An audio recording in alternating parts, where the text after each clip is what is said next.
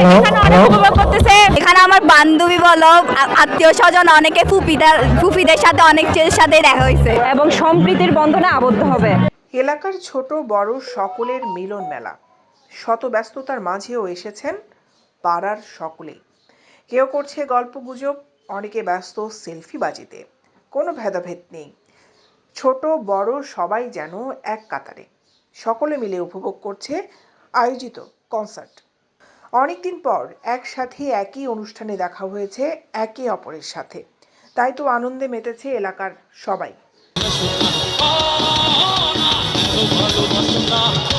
7 ফেব্রুয়ারি শুক্রবার নগরীর বাকুলিয়ায় সরকারি স্কুল মাঠে বড়মিয়া মসজিদ মহল্লা সমাজ কল্যাণ পরিষদের উদ্যোগে সমাজে একে অপরের প্রতি স্নেহ শ্রদ্ধা ভক্তি সৃষ্টি করার লক্ষ্যে দুদিনব্যাপী এই পারিবারিক মিলন মেলার আয়োজন করা হয়।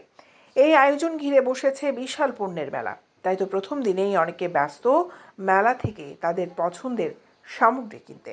এমন আয়োজনে খুশি এলাকার সকলেই। ফার্স্ট টাইম এটা এমন ভাবে আয়োজন করছে, খুবই ভালো লাগতেছে। সবাই আসছে, আরো বেশি আনন্দ লাগতেছে।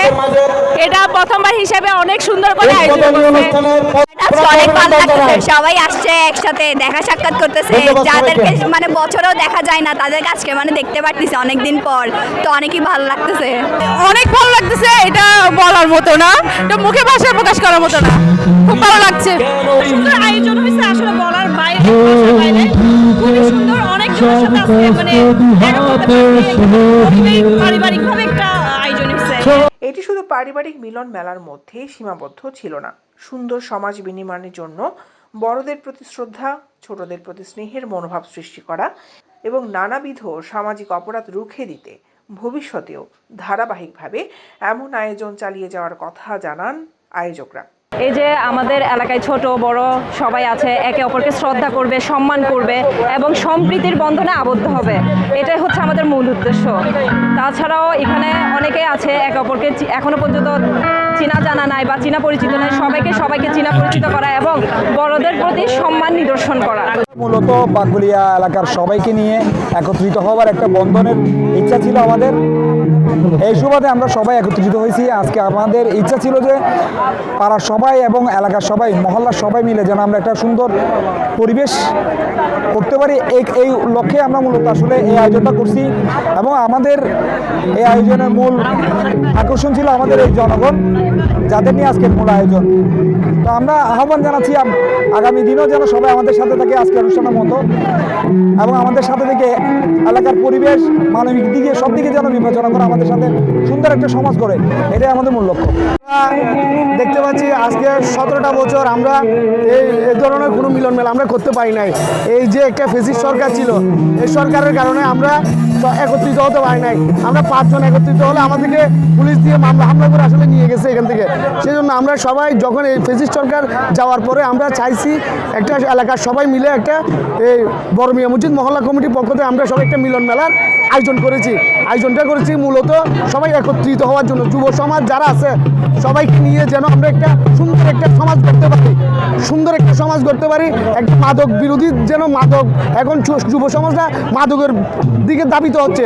আমরা চাচ্ছি ওই মাদকের দিকে দাবিত না হয়ে একটা যুব সমাজ একটা খেলার দিকে, একটা সংস্কৃতির দিকে যেন অগ্রসর হয়, সেই প্রত্যাশা রেখে আমরা এই প্রোগ্রামটার আয়োজন করেছি। উক্ত মিলন মেলার উদ্বোধক ছিলেন মহানগর বিএনপির সাবেক সাধারণ সম্পাদক আবুল হাশেম বক্কর। প্রধান বক্তা ছিলেন নগর যুবদলের সাবেক সাংগঠনিক সম্পাদক এমদাদুল হক বাচ্চা। বিশেষ অতিথি ছিলেন বাকুলিয়া সরকারি উচ্চ বিদ্যালয়ের প্রধান শিক্ষক মোহাম্মদ জসিম উদ্দিন, আমিনুল্লাহ, ইসমাইল হোসেন লেদু, মোহাম্মদ হাসান, সদ্দামুল হক। আয়োজক কমিটির মধ্যে উপস্থিত ছিলেন শফিউল বশর সাজু, মোহাম্মদ কাদের, মোহাম্মদ সোয়েব, মাসুদ, জনি, তৈয়ব, সুমন, জাইদ, সোহেল সহ আরও অনেকে। অনুষ্ঠানের উপস্থাপনায় ছিলেন বয়স আরমিন ও মোহাম্মদ ইমর। সম্মিলিত প্রচেষ্টার মাধ্যমে ছাত্র জনতার ঐক্যবদ্ধ প্রতিরোধের সামনে দাঁড়াতে পারে নাই, পালিয়ে যেতে বাধ্য হয়েছে। আমরা আমাদের সমাজকে সুন্দর করতে চাই, অতীতকে আমরা পিছনে ফেলে দিতে চাই, সামনের দিকে এগিয়ে যেতে চাই, নতুন প্রজন্মকে আমরা নতুন পথ দেখাতে চাই, উন্নয়নের পথ দেখাতে চাই। রাষ্ট্রের মধ্যে আজকে আপনারা স্বাধীনভাবে একটি পারিবারিক মিলন মেলা করতে পারছেন। বাংলাদেশের মানুষ এখন মুক্ত, বাংলাদেশের মানুষ এখন অবাধভাবে তারা তাদের স্বাধীনভাবে তারা কথা বলতে পারছে, স্বাধীনভাবে লিখতে পারছে। আজকে আপনাদের দায়িত্ব হচ্ছে যে আগামী দিনে একটি সুন্দর সমৃদ্ধশালী একটি বাংলাদেশ গড়ার লক্ষ্যে আপনাদেরকে সকলকে দায়িত্ব নিতে হবে। আজকে আমাদের স্কুলে এত বড় একটা প্রোগ্রাম, এটা মনে হয় সর্বপ্রথম এই এরিয়ার একটা প্রোগ্রাম।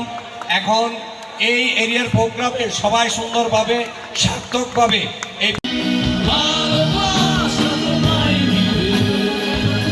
দৈনিক আজাদী।